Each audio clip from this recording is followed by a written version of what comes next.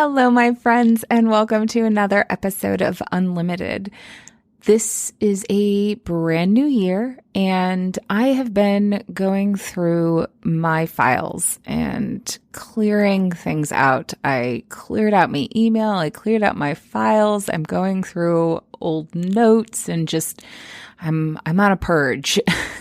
It's time to do some releasing of old stuff. I talked last episode about hitting my 5-year mark in business, and I just have been really feeling with all of the change in the air that it's time to do some releasing and open up to embracing some new things. And I have found that times of change are wonderful opportunities for that, though they may be rather uncomfortable. In that process, I came across an audio file of a mindset shift video I did earlier last year, right towards the beginning of the pandemic and staying at home, schooling at home, and all of that.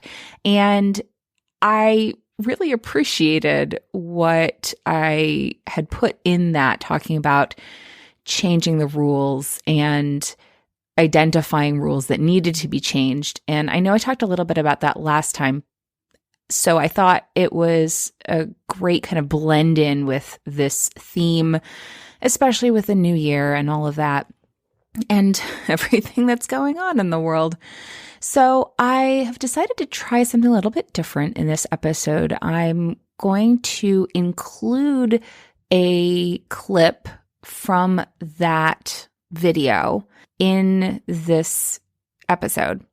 And I'm going to then share a little bit about more things around that have been coming up. So we'll see how it goes. Most of my videos were a little bit shorter than the 30 minutes I've been doing here for the podcast. So we're just playing around with things, seeing what fits, and that's part of change as well. And I'll be talking more about that in the episode. So what you can expect in this episode is talking about changing the rules, navigating change, making aligned decisions, and getting uncomfortable being uncomfortable. So without further ado, let's get started. Hey there, I'm Valerie Friedlander, Certified Life Business Alignment Coach, and this is Unlimited. This podcast bridges the individual and the societal, scientific and spiritual, positive and negative, nerdy and no, there's just a lot of nerdy. Come on board and let's unlock a life that's as badass as you are.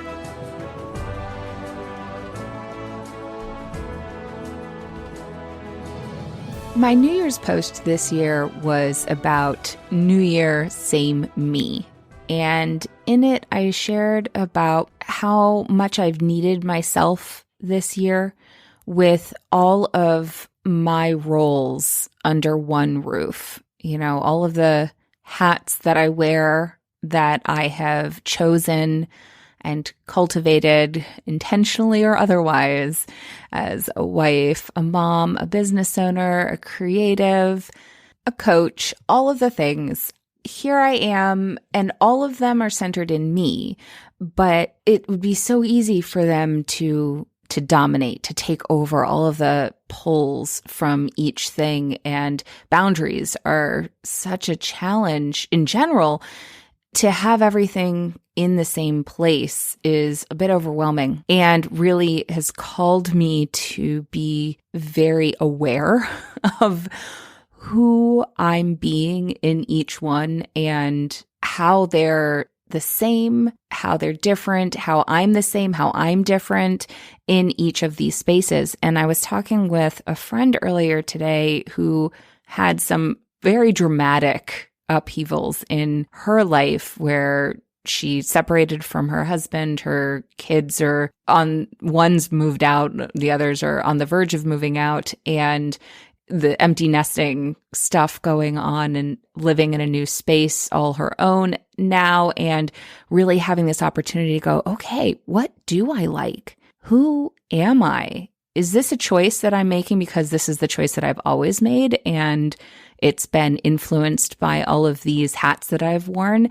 Or is this a choice that resonates with me as who I am now and what I really want, and trying new things and deciding, oh, I know I really like that. I wouldn't have tried that before, or I might not have even liked that before or allowed myself to like that before, but I am now. And how, as she's sharing this with me, I'm going, yeah, I resonate with that, but in a different way, because my choices are even more heavily influenced by these people in my life, by the roles that I hold, because they're all so very present. But to make these decisions and really check in and go, okay, this is super uncomfortable. This is new. This is different. Yet it has pulls of familiarity. And how do I want to navigate that as me in each of these spaces? And I've advocated for a while. I even found a blog that I did ages ago that talks about I wear the hats they don't wear me, and how much more present that has been this past year and continues to be. I mean, even as we step into a new year, I feel like in a lot of ways that transition with the energy behind it, even though it's totally fabricated by our society, it's this transition time, given that it's the winter and it's a time to listen and release and choose new things, that in some ways this space of reflection and then choosing new for a new year, but centered in what we want to create in the world, it provides this fabulous opportunity to do some really powerful and deep work. And I know that's hard to do when you're in survival mode, and there's a lot of that happening right now. So I will hope that this can be a little bit of a space for you to think about some of these things that may be uncomfortable, not necessarily as bad things or like you're doing something wrong, but as spaces of awareness to look a little bit deeper at and make a decision over, is this uncomfortable because it isn't aligned anymore? It isn't something that resonates for me? Or is it uncomfortable because it's something that I'm not used to, and that's normal for it to be uncomfortable when I'm not used to it, because that means it's outside of the comfort zone. I'm going to share the little clip from a video that I found that I did, I guess it was April of 2020, talking about rules, and where I'm kind of like, F the rules,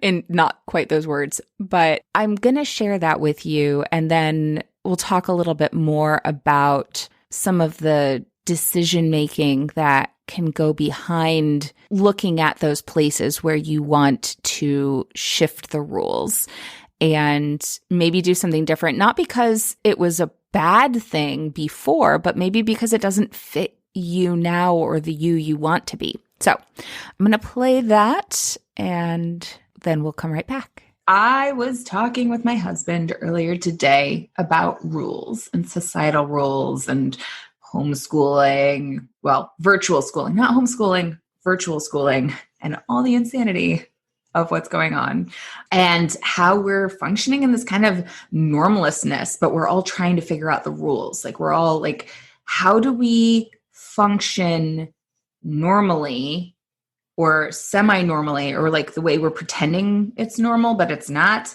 Like, how do we do that and maintain our sanity? And the thing is, you don't, because the rules don't apply the way they used to. And we're trying to fit like a round peg into a square hole.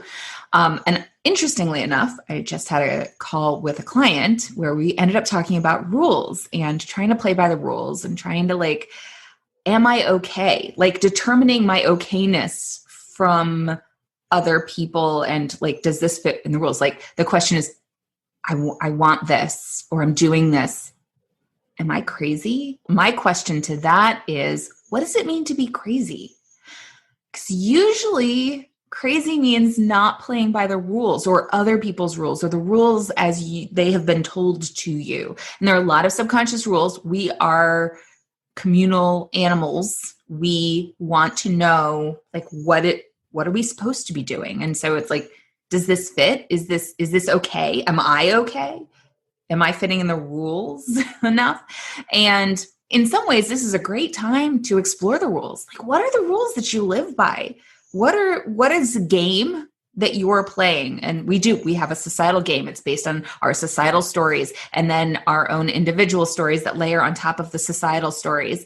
And all of those stories build up the rules that we think we have to play by. And I love the movie Captain Marvel because it really is about a woman going, wait, but these rules that I have been told they're not true. And it's not that they're not true. They are based in truth, in truth with like societal truths, like the stories. If you think of stories as truth, they're based in those things. But we get to write our own story. It's very hard to do that. This is the time to look at some of those stories. And we are looking at some of those stories. We're being forced to look at some of those stories, but it's hard and we don't want to. And we're still trying to survive. And it's very complicated. So obviously I'm not going to solve all the problems here, but like I want to, but I'm not gonna, because I'm in it too. Like I said, this was a conversation that came up between myself and my husband around rules. And it's recognizing like, what are the rules? What am I believing? What are the stories? What are those underlying things that say this is the way it's supposed to be? Okay. How well is that working? Is that really working for you? Because my guess is that it's not. Like a lot of the stories that are playing out right now that are like in our face and like, this is a problem, such as some of the dynamics with the schooling and virtual space. Those aren't new problems. They're just in a different context. So we can see the problematic nature of them instead of going, oh, wait, it's not just that the context is off. It's that perhaps some components of the way we have been doing this are off.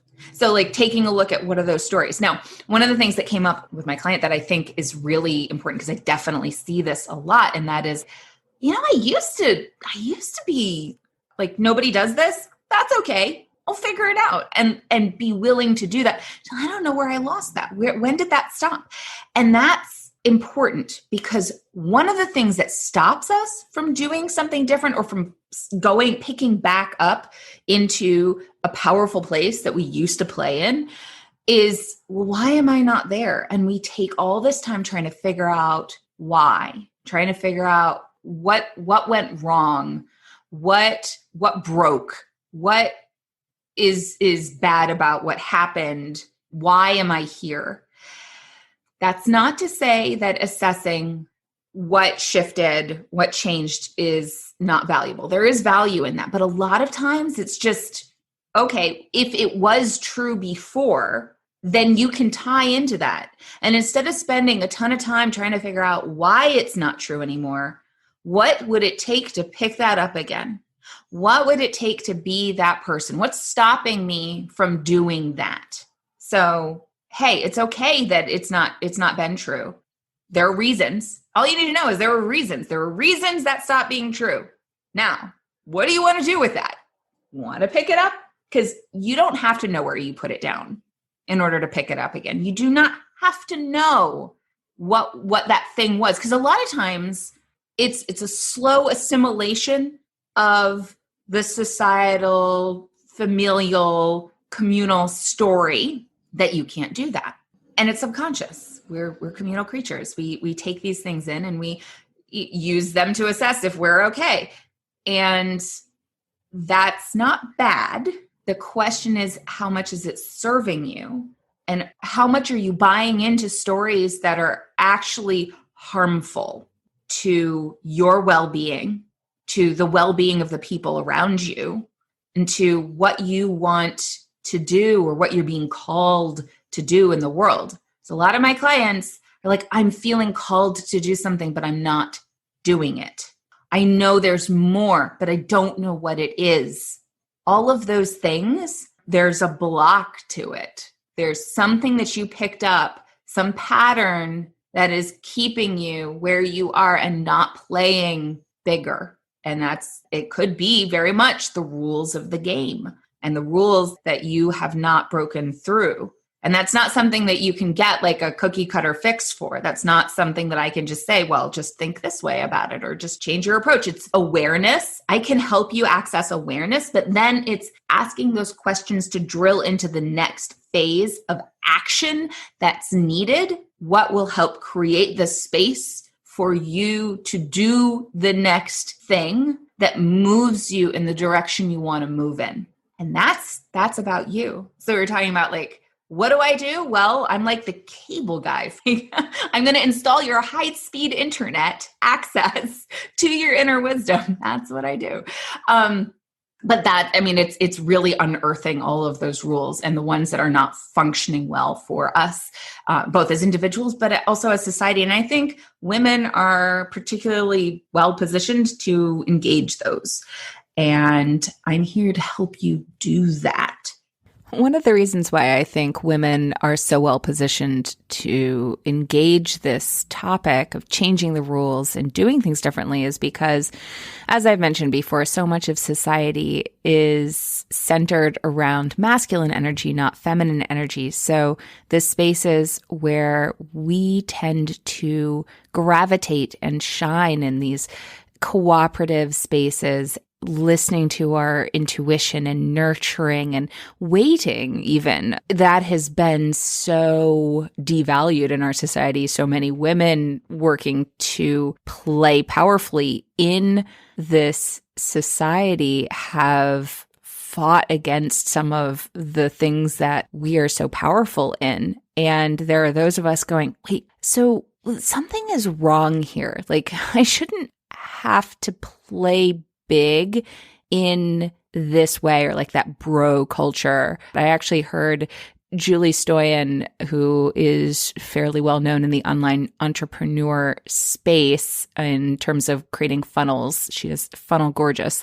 And she was talking about realizing that she's been playing in the bro culture spaces and doing really well up into a certain point, and then suddenly feeling like she wasn't in it anymore and wondering, what did she do wrong? And did she say something wrong, or did she push too hard, or what happened that somehow it didn't work anymore? And she was in a conversation where there were a bunch of other women going, yeah, I've experienced this too. And she realized that, oh, it's not me. It's this space. It's like tokenizing, and I'm used to a certain point and then I'm done. Realizing that to be fully expressed and fully powerful, that these spaces aren't geared for women to be 100% ourselves. And we're feeling that. And instead of looking at it and going,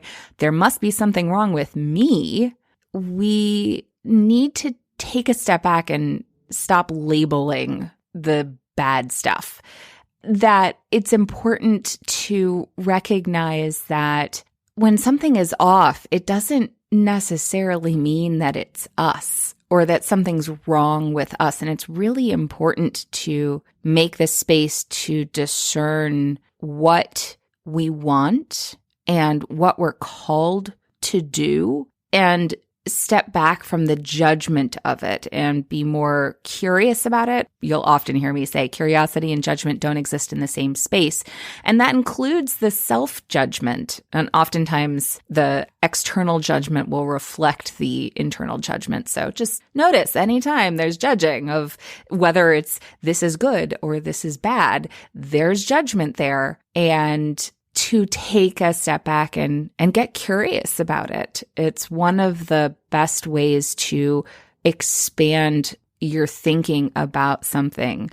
And it's one of the reasons why I think having a community of support, a support team, is so important, because when you have a support team, you're not just getting lost inside your own head. Hearing from other people, especially for women, other women, about their experiences is so powerful. It's one of the reasons why I love group coaching. I was, again, as I was clearing things out, I was going through and looking at a lot of the chats from our group coachings and seeing the comment, same, like written multiple times on multiple different calls, and thinking, yes, this is what this space is about. I mean, part of it is the individual coaching, but a big part of it is hearing other people going through that process and having that validation that you're not alone, that you're not crazy, that something's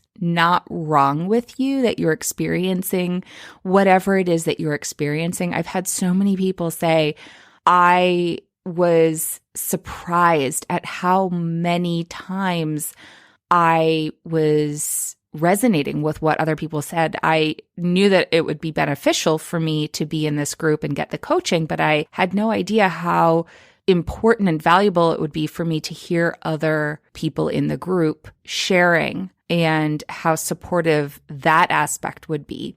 Having a space like that, especially if you're wanting to do work on yourself and do that discernment of what needs to change, is so important. And I've mentioned that idea of playing big a few times because it's a phrase that gets thrown around a lot in spaces like online entrepreneurship and, making sure you're not playing small and play big. And that's another one that defining what words mean to you is so important, because I had a client recently who found herself actually getting boxed in by the idea of playing big. She was working with some other people who they had an idea, but it started to expand, partly because how if you're ordering swag or something like that, they like Vistaprint will give you this, oh, well, you can add 200 more for only this much. And it's like, wow, that's a good deal. Maybe I should get the deal and get this many more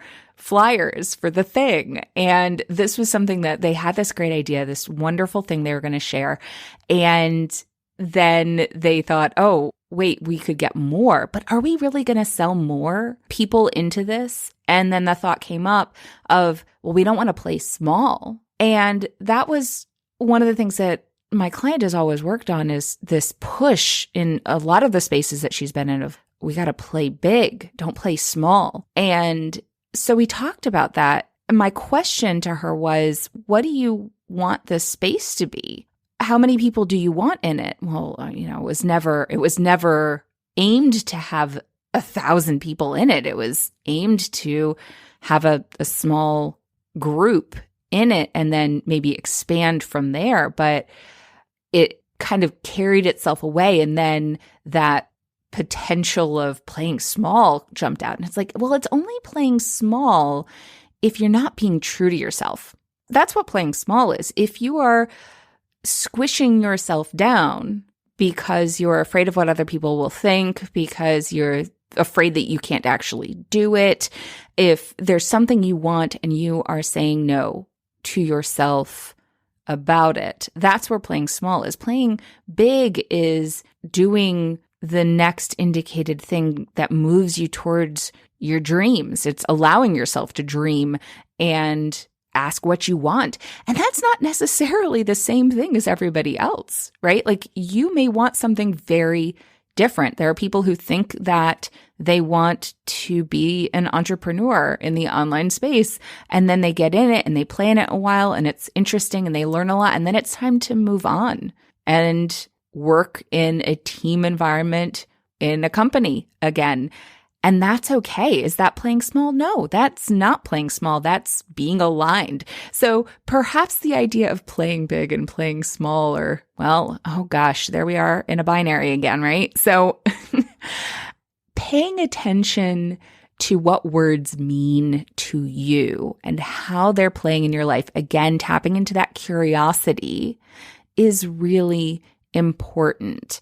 And it's one of the reasons why I encourage you, when you are stepping into something new, having people there to support you, having a support team, but not just any support team, but one that will listen to you, will ask you questions, will challenge the assumptions that you're making. They're going to question the stories, the rules that you've played by, and say, well, how much is that something you really like? What would you do differently if you could do anything you wanted? Like, really dig in and help you find creative solutions to obstacles, not because you have to or you should or you need to play big because they think you should, but because they're listening and they're acknowledging what you want and challenging you to lean into what you want, not challenging you to do more because that means whatever it means, right? So knowing that it really is about you. And the first most important thing is checking in on what you want. Now, that's easier said than done.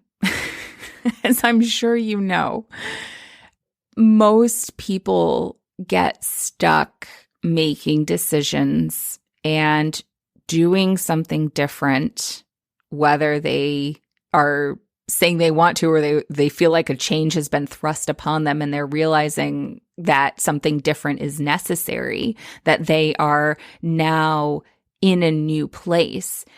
Our brains prefer consistency. We have like a whole section of our brains that is the autopilot, and that part of our brain burns way less energy than the conscious part, which is great when we're in a stable space where we're just kind of doing the things, we're being where we are, and we're not trying to make change and everything's running as normal. We're taking in the information, whatever.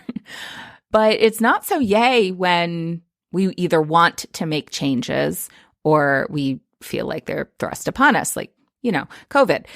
So as I mentioned last time also, if you've ever had an experience where the outcome of a change or decision that you've made was painful in some way, which most of us have because that's life and part of the learning process, there becomes an even greater importance placed on avoiding that pain, which our subconscious likes to generalize so that anything that your brain says, oh, this is different, and relates to that experience, then creates that resistance and becomes assumed to be dangerous. I mean, there's a reason that there's an Irish proverb that says, better the devil you know than the devil you don't know, because it's better to deal with something bad that you know than with something new that you don't, because the new thing might be even worse. And that dates back to 1539 in a collection of proverbs by our taverner. It's interesting because, again, within that, you hear the binary. It's better to deal with something bad that you know. Well, what makes it bad? And that's the next question, right? What makes it bad? What would you like to be different? Because as soon as you start focusing on the bad thing, that's where your energy is going. People will often use the analogy of an onion when it comes to personal development. And I prefer the analogy of a ship. My dad is the one who introduced me to that analogy. It's this idea that you're not going to peel layers and then eventually there's nothing there, right? Like, that's scary, that idea that you're going to change, that you're going to do something different, that you're going to make new rules. Like, you're going to peel away layers, like as in the top layers are bad and there's something wrong with them and you need to peel them away to get to the core that eventually actually isn't even there, because all an onion is layers, and then there's nothing left. With a ship, it's like a ship that has barnacles on it. You're always going to have barnacles because we live in society, just like a ship lives in the ocean and there are barnacles that are going to attach to it. However long you go before you address the care of the ship will determine how many barnacles there are on it and how much work and elbow grease you need to put into scraping those barnacles off. But there's always a beautiful ship underneath, and you may put a new paint job on it.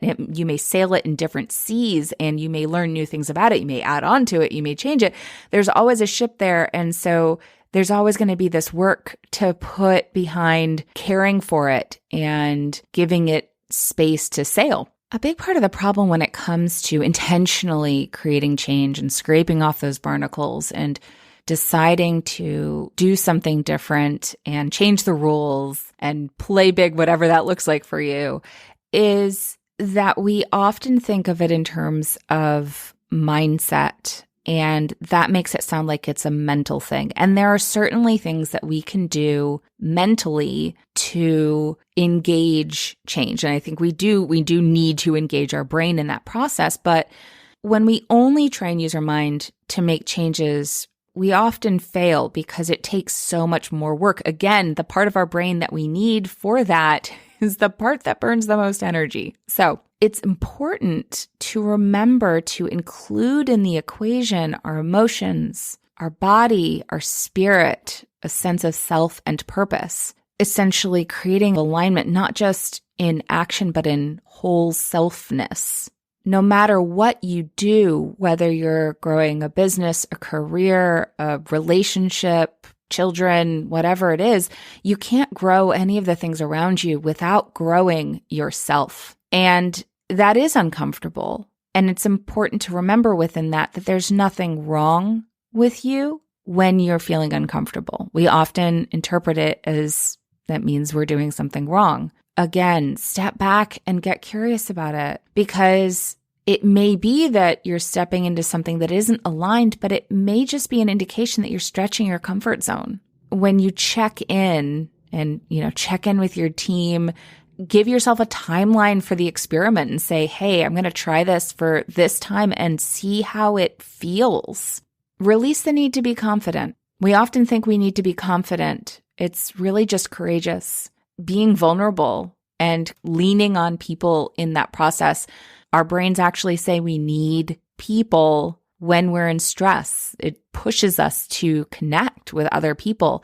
So releasing that need to be confident. Confidence comes from experience. So if it's new, you're not going to have experience in it. You might be able to tap into experience of having stepped out of your comfort zone before and done something new or something similar, especially like my client who knew she had been a certain way before, but had seemed to have lost that. Well, I've been there before, so I can do it again. What would it look like to step into that now? Staying curious and out of the right-wrong mentality so you can see more opportunities and possibilities. And staying connected to what you want, not the future outcome, but the feeling that you'll have when you have that goal. Like I talked about in the last episode, what is that feeling that you're looking for? What would help you feel more of that? Where do you feel that in your body? What's different about how you hold your body when you feel that way?